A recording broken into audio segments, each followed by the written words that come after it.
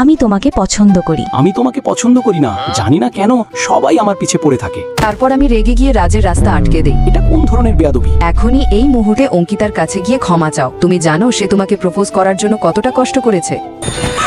সব বাদ দাও, আগে বলো তুমিও কি আমাকে পছন্দ করো? রাজের বাচ্চা, দূরে সরো আমার কাছ থেকে। ও শিক, এটা কি হলো?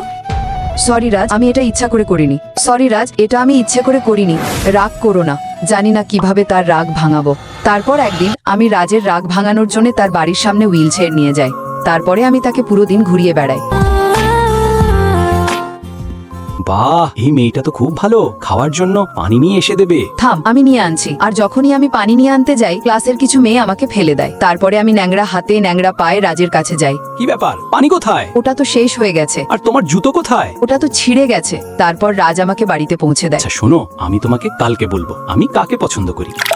আমি সবসময় রাজকে পছন্দ করতাম, কিন্তু কখনো তাকে বলতে পারিনি। নিকিতা, তুই সবসময় দেরি করে ফেলিস। তারপরের দিন আমি আমার বন্ধু রিয়াকে রাজের সাথে দেখা করতে নিয়ে যাই। রাজ, আমি আগেই জানতাম তুমি আমাকে পছন্দ করো। কে বলেছে আমি তোমাকে পছন্দ করি? তাহলে তুমি কাকে পছন্দ করো? এদিকে আসো, আমি তো তোমাকে পছন্দ করি পাগল। আরে নিকিতা, তুই কি স্বপ্ন দেখছিস? না, এটাই বাস্তব। হা হা হা।